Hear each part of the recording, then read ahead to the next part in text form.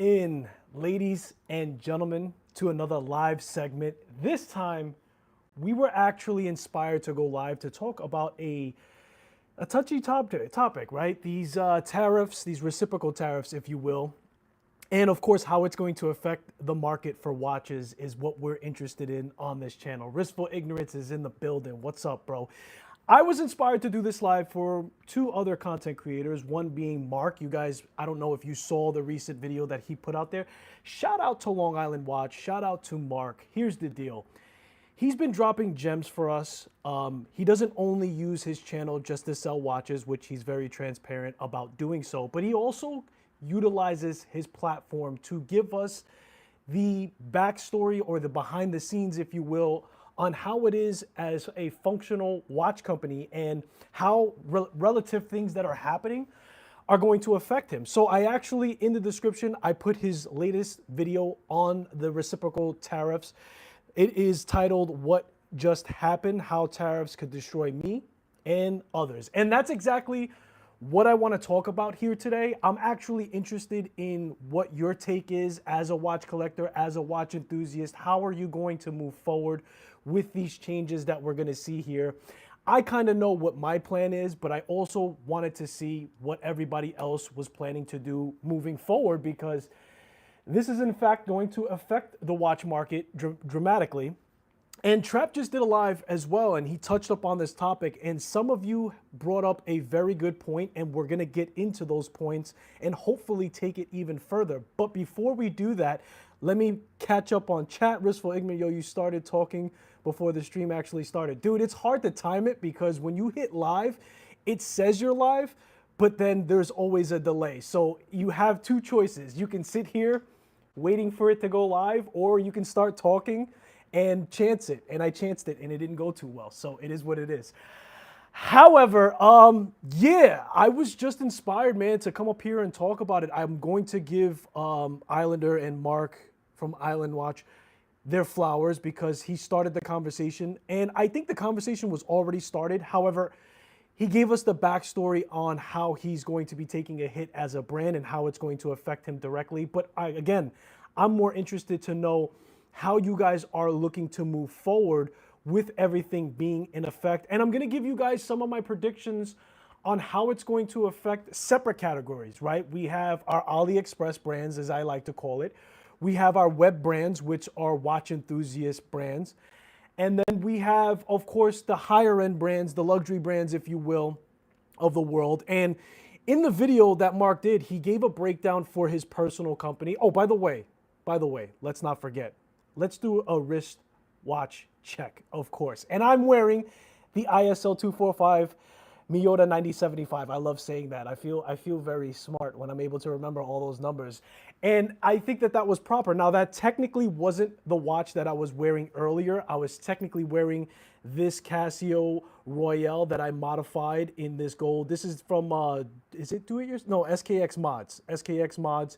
I was wearing this because it was time for me to wear it because I track how often I wear my watches. And this way I am able to know when it's time to put a watch on wrist. And this was actually going to be for tomorrow, so I'm going to keep it on most likely. I am a big fan of the Islander company for a lot of reasons. He doesn't just make fantastic watches, he also gives us fantastic content. And within that content that he just put out, we now get a better feel for how it's going to affect a brand in his price range, right? But I think that we need to look at this in a larger scope. He did also cover a Swiss brand and how it's going to affect them as well. But I want to go through the gamut and go through the AliExpress brands of the world and how I think that's going to be affected, all the way up to those higher end brands. When I say higher end brands, I mean the $1,500, $2,000, $3,000 range. I'm not very vast and knowledgeable into the actual luxury brands, so I don't like to speak out of pocket when it comes to things that I'm not too knowledgeable on. You guys know I'm a learning professional anyway, but let me catch up on chat.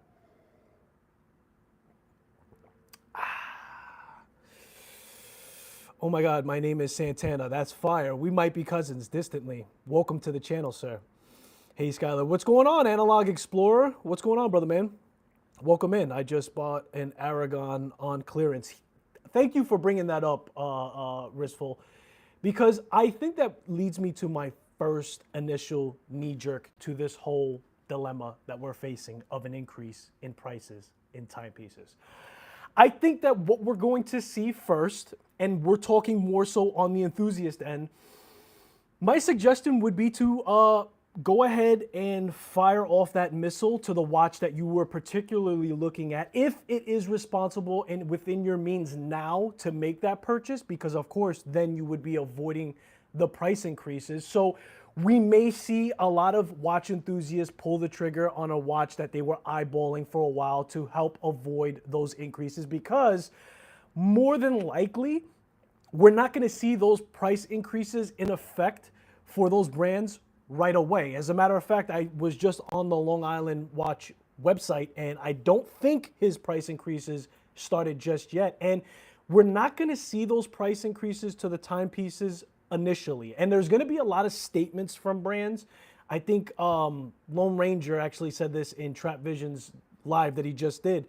A lot of brands are going to hold prices. Now, hold prices meaning they still have inventory on what they paid less taxes and tariffs on coming in and what they have stocked. Now, if they so happen to have just purchased their orders after April 2nd, of course, they're going to roll that in immediately. But I think for the most part, most brands saw this coming. There was a lot of talk of it. This is not something that just happened overnight. This was a lot of talk being happened for it. So it's my guesstimate that a lot of brands are sitting on a healthy amount of inventory to offset and knowing that these increases were coming. And so we're not going to see those prices being affected immediately, at least for those brands that were able to have those shipments into the US prior, right? So again, I think the Islander watches are going to hold for a while. I think Mark's the type of guy where he's really classy and he's probably going to hold the price until he has to make an order, which we already were working off an order that we were seeing with his video. But eventually, right, they're not going to be able to consume that, right? They're not going to be able to eat that price difference. Now, when we talk about the price difference, let's go through the different rigmarole for that. But before we do that, I want to catch up on chat, and I want to go show you guys what my first watch purchase was for this year, because I did tell you guys that I was going to hold off on buying watches, and I did. And I did purchase a watch, not very expensive. It was a little snacker. It's what I like to call a snacker watch. But I want to show you guys that. Let me catch up on chat before I go too far off. I'll just, hold on. I know where that's going. Hold on. Late model, used, new watch. Okay. It will really be interesting to see what the secondary market. Yeah, man, you're getting ahead of me. Getting ahead of me, Analog. That was also mentioned. I think it was Random Rob or it was Robert Wood. I'm not sure who said that, but I think that that's going to also be the effect of these tariffs. We're going to see the used market take a big increase in interest, right? Before, it was still smart. If your purchase was higher up in price, it was still smart to let the first person to purchase that watch take the hit and then go on to the secondary. But now, especially if you're locked into that, let's say $3,000 watch, and now it has a 30, maybe over 30% cost, for sure it's worth saving the money. And we're gonna see a lot of people selling watches, trading watches, which is also going to affect the overhead, right? The overhead of these brands selling new watches. So if not anything else, the brands are going to be taking the hit, I think, because we still have the option as buyers to go to the secondary market for sure. So I think we're going to see a lot of that, especially with higher priced watches, of course. But let me show you guys what I purchased first before we get into that. And the watch, the first watch that I purchased, and I actually already have the second watch. Shout out to what's the gentleman's name? Urban Gentry. Urban Gentry actually inspired probably both of these purchases, but this is the DW6900, And I had to get this watch because it reminded me of a G-Shock that I saw in the 90s that was actually all white. And I actually bought the kit for this to make it all white. But one thing that I do note when it comes to G-Shocks, especially, I don't like the standard stock bracelets that come with it. They kind of flare out around the wrist. So this was the first purchase. And of course, I already got the modification to the watch as is.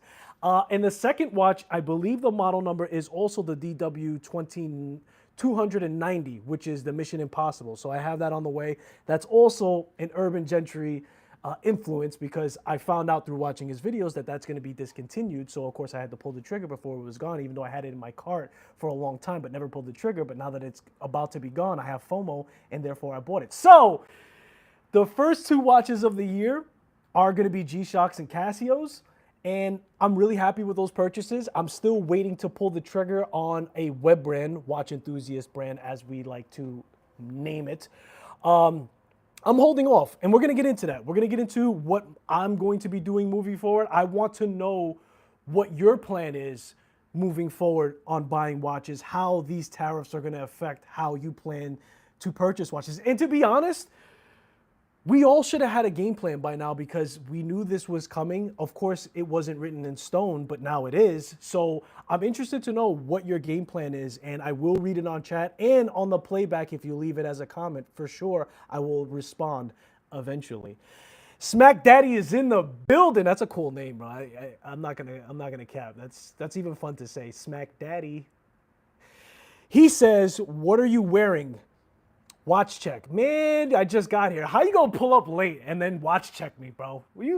Now I know why your name is Smack Daddy, because if you don't answer, you get the Smack Daddy. I'm wearing my ISL 245 Miota 9075 Islander because Mark from Island Watch inspired this live, and I wanted to show some respect because he drops gems for us. Just saying. Now, going back to topic, let's start with how the tariffs are gonna affect the AliExpress, because they tend to be the more affordable range. However, there are brands on there, and we'll get to that, how they're not necessarily the cheapest buy that we can get. However, they offer a lot of value as is. So I am doing well, sir. Thank you.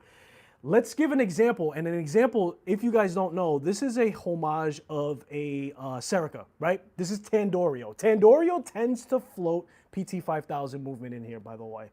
I like this watch because it allows me to test that movement and then give you guys feedback as it progresses and ages and everything else. I'm not a watch collector that wears his watches a lot because I have a lot of watches that I rotate. However, it would be a nice tell to how it holds up if I'm not in fact beating that watch up, but the movement starts to deteriorate, over time. And I am rotating it healthy enough to keep that in check, but we're getting off topic. Tandorio's a $100 watch, usually. It can be more if you get it direct from the website, but on AliExpress, they tend to float anywhere between $50 to $100. Now, when it comes to these tariffs, is that going to be a big effect? The answer is no. It is going to be a price increase. However, at that price range, we can't expect it to be too much of a hit, right? So I don't think that the AliExpress watches are going to be much of a slowdown moving forward with these tariffs. When it comes to brands like Pagani Design, Tandorio, you guys know the names, man. We can run through the gamut, but you guys know what I'm talking about. Any brand that utilizes the NH35 and prices their watches anywhere between, I would say, 50 to $150, right? Not that much of a hit on a 30%, it's more than 30%, I believe, increase coming out of China. So there is another subject, and if somebody is more knowledgeable on this, I would like you to chime in. The NH35, I did hear rumors that that was going up in cost. It is a lot, but it's not a lot. It's $10, but relative to the price as an individual, and of course, Tandorio and everybody else who's utilizing the NH35 pay way less. What I'm referencing is how much you would pay if you were just buying that movement alone. Now that's anywhere between $25 and $30, I think, for a movement of an NH. And that price is set to increase, so I hear. Now, I don't know if that is on top of what we're dealing with the tariffs, But what I can say is, of course, they're being affected, the Tandorios that are 50 to 100, but not as much as the other brands, and we'll get into that. Let me catch up on chat. I am doing well. I read that. This guy, is that a Tandorio? Is that Tandorio a destro? I don't know what a destro is, but I can tell you the Tandorio is a homage of Serica, the one I just showed. $100 will end up being $140. Exactly. Relative to the price itself, it is a lot, but as a whole, knowing that some watches can go up to $3,000, you are okay as is. But if that is your bread and butter, and I know there's a lot of collectors that like to collect a lot of homage and clomages, more power to you. That can be a significant increase when you're looking at that perspective. However, if you're normally used to paying $500 to, let's say, $1,000, then that's not too much of a hit. But there are other brands on AliExpress that come at a higher price margin. And who am I talking about? We're talking about a Sesame that's usually around, I think this is above $200, even on the best sell on AliExpress. So we talk about $200. Now we're talking about $280 instead of that $140. That hurts. But I think that there is another brand that I do want to talk about that's going to be even more significantly a hurt. So left hand, you got it, bro. So left hand, you got it, bro. I don't know what you mean, but we're going to move on. The other brand that I'm talking about is Saint Martin. Saint Martin. Saint Martin is a brand that I think is almost at this point a household name. And when we talk about AliExpress, you almost can't talk about Saint Martin without it, because they are the leading, they probably sell the most watches on AliExpress for sure. This is the one that I have. This is the 118G, I believe. What is it? SM or SN? Whatever. The point is this: a Saint Martin is going to cost you around $300 to $400. Sometimes you can get it on a decent sale, probably like $175, $200. I'm just throwing things out there. I'm not a guru when it comes to AliExpress brands, believe it or not. But what I can say is at their price, even though they're worth their value, that is going to be a hit, much similar to micro brands at that point, or I should say web brands, watch enthusiast brands, right? When you look at a Saint Martin that's $300, which is usually the price range of their new iterations, that's a hefty bill, that's a hefty increase. So Saint Martin might be affected for sure. They're mass producers of Chinese watches, so I'm sure they have a heavy inventory. However, they're still going to be affected along the way. Nice piece. Take my money. I'm not going to take your money. In fact, I'm going to encourage you, JP, to buy responsibly after seeing all of these watches that I'm going to present to you for sure. So there you have it. The AliExpress of the world are for sure going to be affected. And I want to be sensitive to everybody's ability to purchase watches, and I don't want to just brush to the side the fact that $100 to $140, I'm not going to say is not a big impact, because it is relative to the price itself. But we are going to see that. And if I am correct on the NH35 movement having a $10 increase pretty soon, and I don't know if that's because of the tariffs or if it's something separate. I hope that it's not something separate, because if it is, then we're talking about $40, $50 for the movement plus the tariff. So that's also going to get rolled into all the prices that we see for the watches as is. Now, moving forward outside of AliExpress into the actual web-based brands, watch enthusiast brands, right? It's clear that they're going to be affected. I mean, Mark made that very clear to us. The video that he just put out was hard to watch. I could feel him trying to hold back his emotions. It is a big hit. It's very scary. And I for sure project that every brand in the micro brand space is going to be affected moving forward. So what can we say and what can we expect and what is the plan is the question. Now, what I can say and what I am curious about is this: is that going to affect those web brands showing up to the shows themselves, right? Like, is it going to be worth them going to the shows and presenting, doing the whole lemonade stand, presenting the watch? And again, Islander also gave us the insight into how much he makes at these shows, and he's already said that he's not too sure if it's going to be worth it for him moving forward, which gets my mind thinking about how that may be also the going theme for other micro brands to attend these shows, which is the only time that you can actually see a web-based brand in person to see the full collection. And that's a scary thought. And then we also have to factor in how that's going to affect the purchasing power. Because here's the deal. It's not just, we can't just look at it as, okay, now these watches are going to cost more money. Duh. But it's like everything else that's being imported, cost of living is going to go up, because when you go to Target, when you go to any store now that is using those or affected by those tariffs, now those prices are going to go up, which is going to eat into your play money, and play money is your watch fund. So that's going to affect how much purchasing power you have inevitably, right? And so what does that mean for the, let's say, average watch enthusiast? And when I say average watch enthusiast, I say the average watch enthusiast purchasing power, right? And I'm only using, again, I want to hear what you guys have to say, because I'm only using my own perspective when I'm talking about this.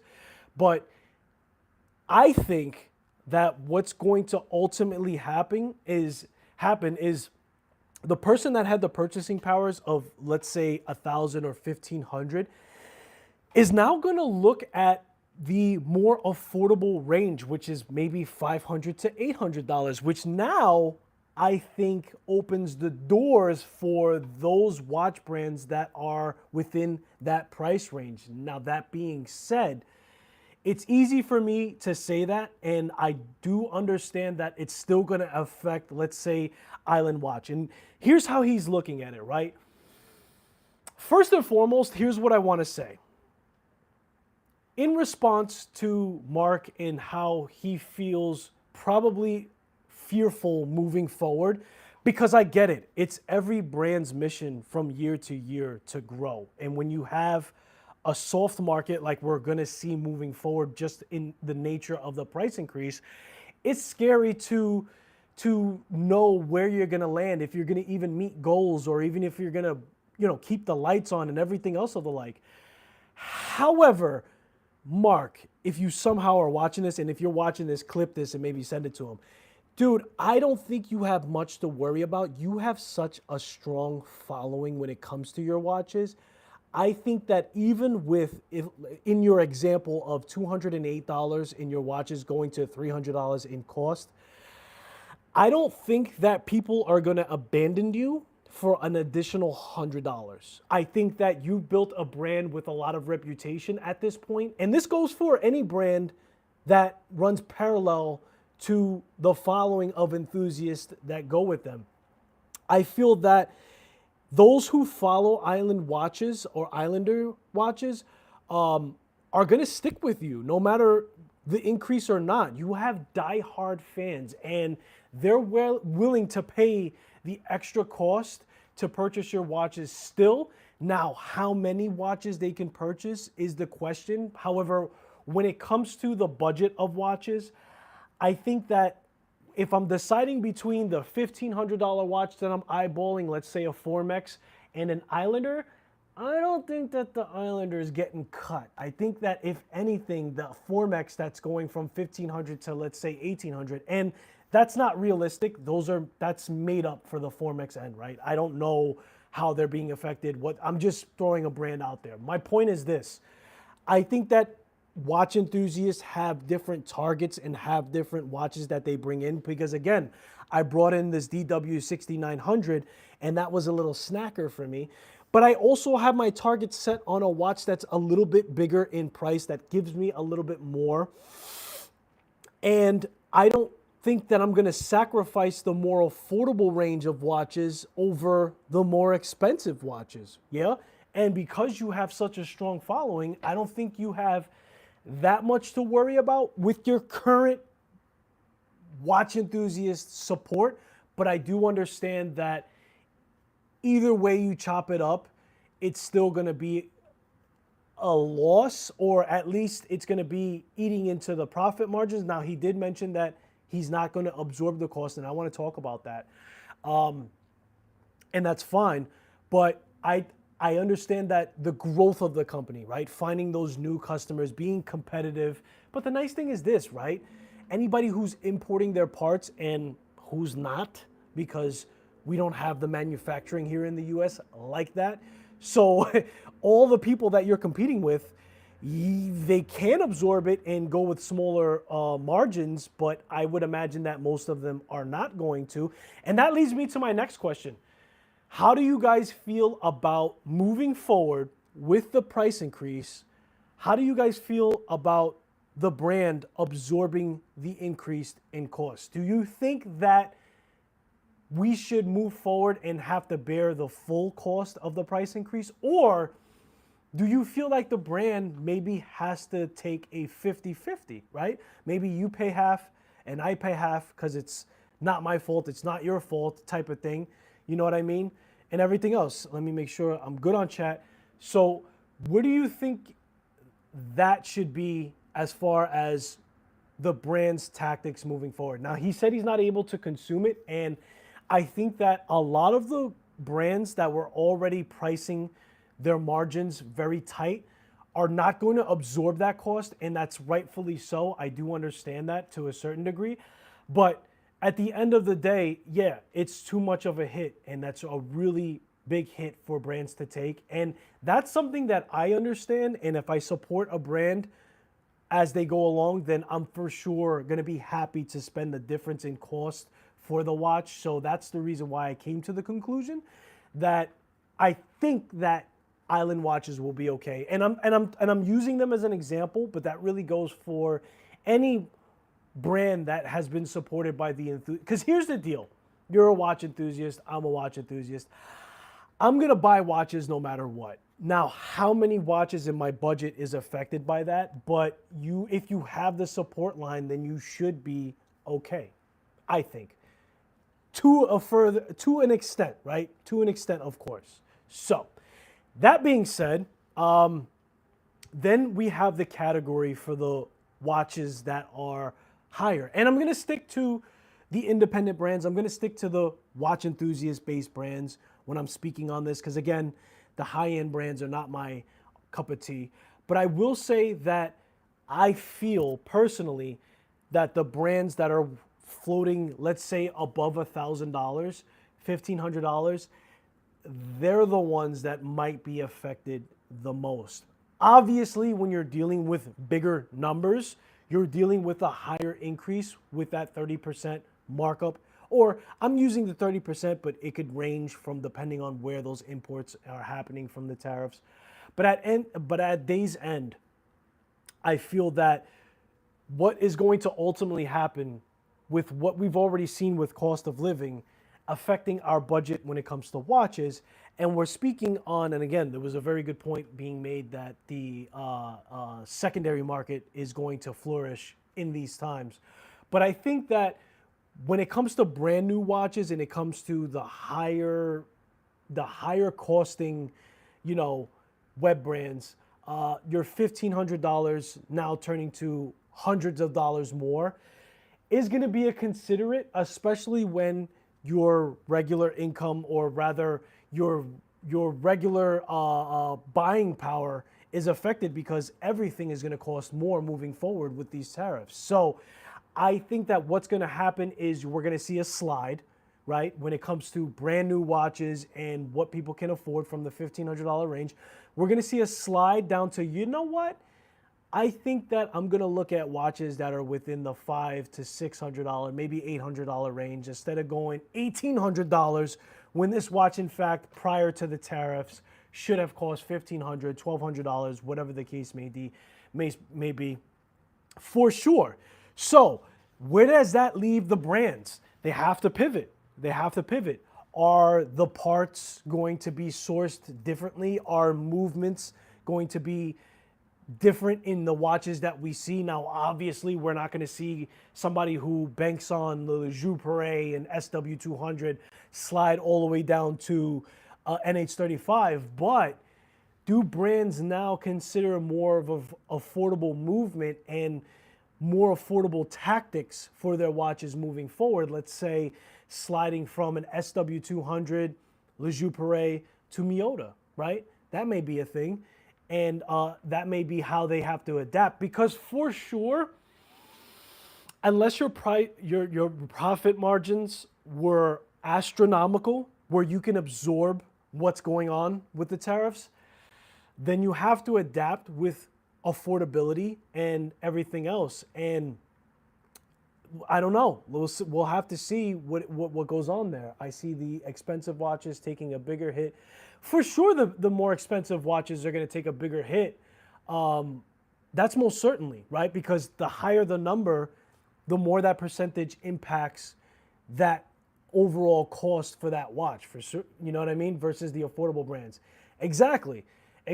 Ultimately, with the affordable brands, they're affected only by how many pieces that people could purchase. However, when your watch is $2,000 and then it's hundreds of dollars more, like I said, well, that's a different consideration. That's a difference between, okay, I'm going to buy less watches to I'm not going to buy this watch this year.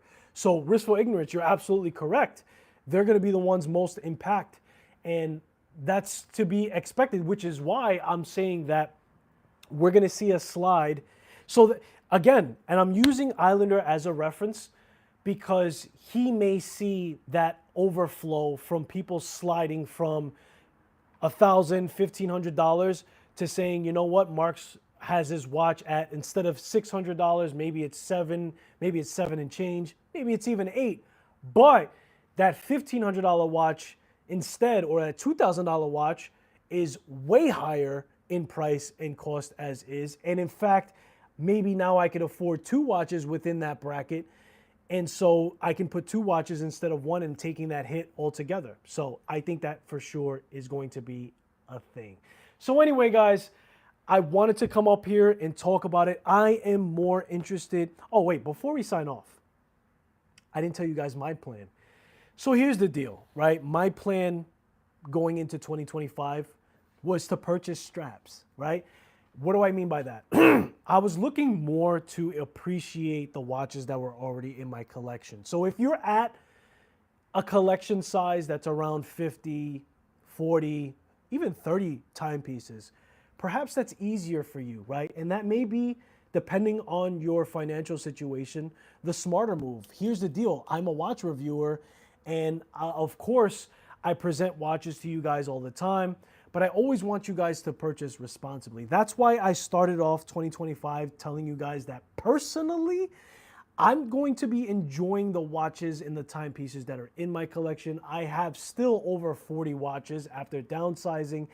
Now that we're talking about the tariffs and everything else, it may be advantageous for you to just hit pause, see what the best move is for you moving forward, and enjoy the collection that you have. Now, that being said, of course, I put this DW6900 in my collection recently, but for me, financially and responsibly, that's a snacker, and I'm very grateful for even being able to say something like that. But maybe for you, it's a different watch, but also maybe for you, it's enjoying the timepieces that you currently have in your collection. And that's something that I've been putting an emphasis on my own personal collection, looking at the straps, swapping them out.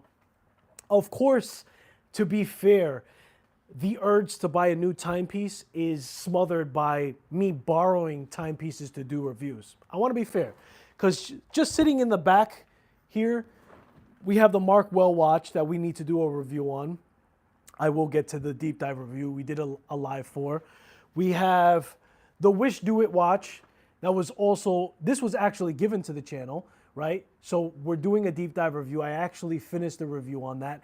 And I have another watch that I'm going to show you guys in the next live. I'm not going to show that watch to you guys now because I may do another live tomorrow. I just wanted to jump on here and talk about the actual tariffs and how it affects you as a watch enthusiast, because you guys give me perspective, man. And I did not even rattle my small brain on the secondary market and that being an increase in actual interactions, right? So, to be fair, I love to get the feedback. I love to hear what your guys' plans are because it gives me perspective, and perspective is everything. And the relationship that I have with you guys also is the world to me. So, moving forward, my plans are going to remain the same. I'm going to enjoy what's in my collection. I plan to put maybe one or two heavy hitters into, and when I say heavy hitters, it could be a Long Island watch. It might be.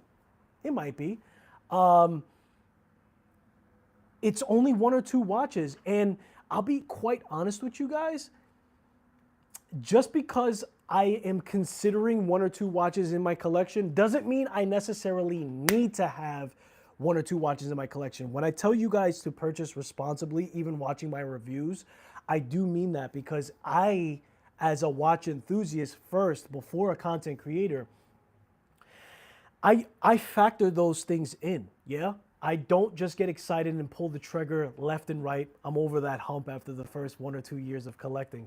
I like to make sure that the next move I make is not only financially responsible, but also, you know, do I need that watch, right? Do I have something that's already similar to it? Do I just need a strap change to another watch to put out that fire a little bit longer? Those are the things that I want you guys to consider, especially when these things and these rises in cost happen. You got to look at your overall because your cost of living is now going to go up.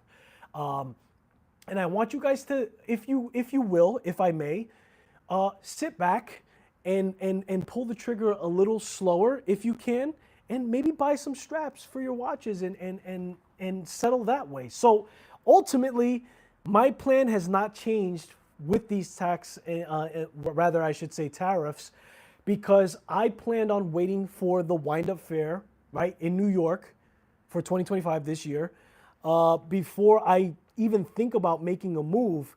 But then also, that's what led me to the conversation of, well, how many watch brands are going to pull out now because it just not maybe cost effective. These shows cost a lot of much. Again, we know this because Islander gives us the juice on how much these shows actually cost and if they're worth it for them to move forward with it. So we had what? We had 150 or 180 brands in New York at Windup. Are we going to see less now, you know, with everything going on? I hope not, but I don't know. But I am curious to know what your plan is for your collection. I am curious to know what your projections are. So if you're watching this in the playback, even so, I do want to know what you guys think. Now, let me catch up on chat and then we're going to sign off. Hit that like button. My man, Rustful Ignorance, I appreciate you, bro. #1 fan. So, ladies and gentlemen, I appreciate you guys for tuning into this unscheduled live. We possibly will be going live tomorrow as well. I want to catch you guys up on what I've been doing on the back burner. I've been a busy boy, and there's been a couple of things that I've been actually tinkering with, and we have reviews this weekend. We have the E. Stolman. I don't know if you guys remember, but I did a live where we unpacked the brand E. Stolman, their history, and all of their offerings. Now this weekend, we will have a deep dive review of their Earl tobacco dial, and we're gonna move forward. So until then, I appreciate you guys for spending your most valuable asset, which is time, and I hopefully will see you in the next one. Later, guys.